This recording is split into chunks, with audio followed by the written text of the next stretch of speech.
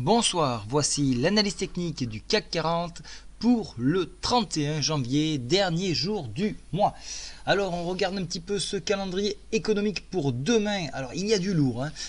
On aura, et ça c'est très important, c'est la conférence, donc le rapport de la BOJ ici, là, donc la Banque Centrale du Japon. Donc ça va être intéressant puisque donc ça sera en Asie, ça sera avant l'ouverture des marchés américains. Donc on aura un petit peu des infos et on prendra un petit peu la température pour donner une tendance sur la zone euro. On regardera donc cette conférence qui aura lieu à 7h30. Maintenant, pour la France, il y aura un d'intéressant l'IPC, l'indice des prix à la consommation, ainsi que les dépenses des consommations des ménages en France, donc pour le mois de décembre.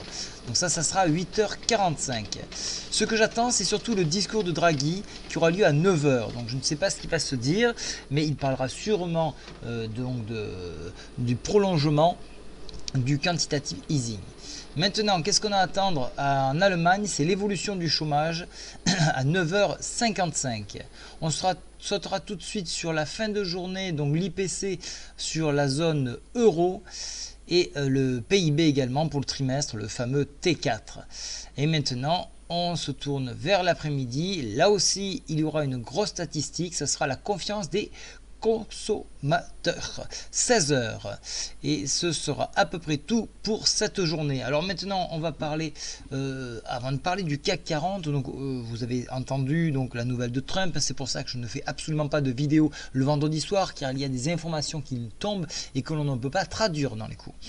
Donc Trump commence à mettre en place son plan d'attaque, donc ce n'était pas que des paroles en l'air, il met en exécution donc à la fois son mur, ses réticences, ses barrières donc au niveau de certaines personnes, et donc ça a des effets assez négatifs sur les marchés. On notera que sur le VIX, dans l'indicateur de la peur, on a eu un pic à l'ouverture des marchés américains, donc ce qui dénote qu'on a une crainte de savoir comment allaient réagir les marchés américains.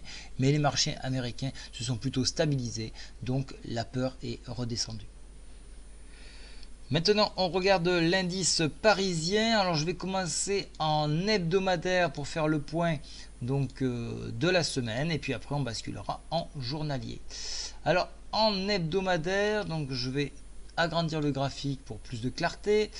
Donc, on a le PTI hebdo que je rapproche, voilà, qui est maintenant à 4451 points. Vous voyez qu'on navigue entre deux eaux. On est sous la MM7, au-dessus de la 20 qui est en bleu ici.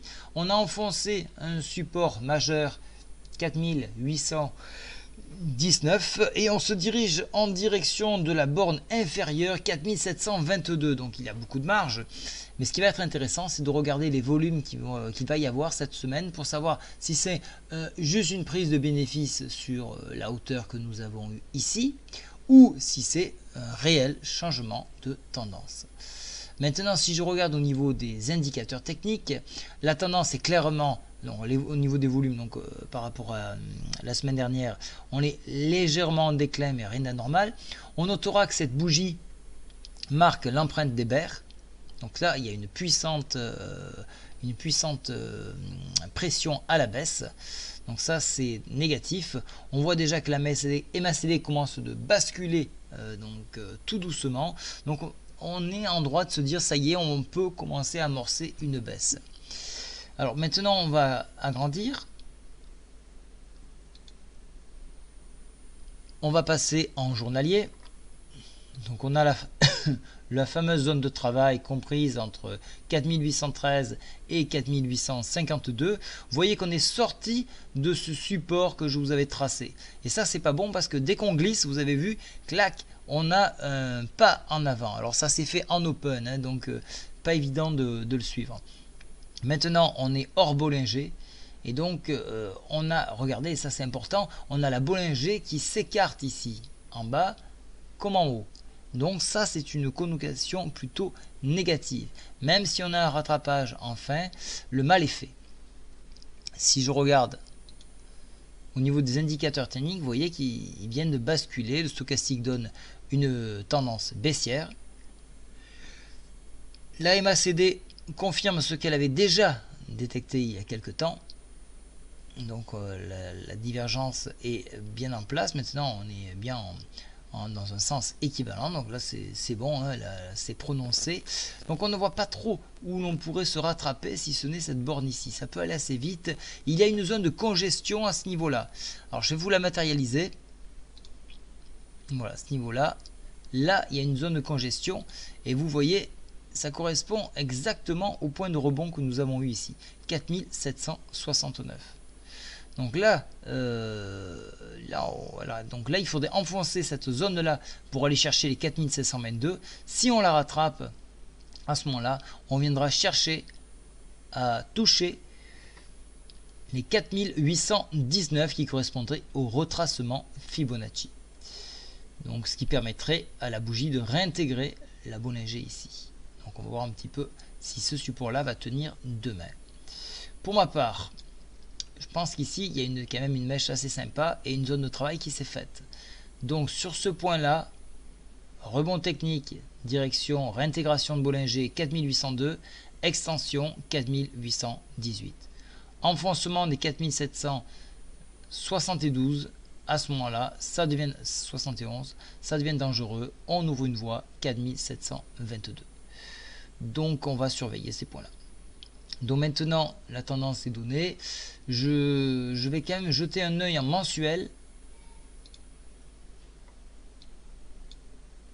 Vous voyez qu'on a besoin de dégraisser. On est toujours sur une tendance haussière, mais on a quand même besoin d'amortir un petit peu cette hausse que nous avons eue. Trop puissante hausse. Donc on a besoin de sécuriser, de prendre ses bénéfices. Après on verra. Mais pour l'instant, hein, le canal haussier, tant qu'on n'enfonce pas les 4600, c'est que de l'achat sur repli pour l'instant. Donc globalement, on défend la zone journalière, celle que je vous ai tracée en bleu, les 769. Si cette zone-là n'est pas défendue, on laisse tomber et on reprendra ici 4722. Voilà, je vous ai tout dit pour ce soir. Je vous ai fait l'analyse de Dianoxite sur le site. J'espère que ça vous plaira. N'hésitez pas à commenter et partager comme d'habitude. Merci beaucoup, très bonne soirée, au revoir.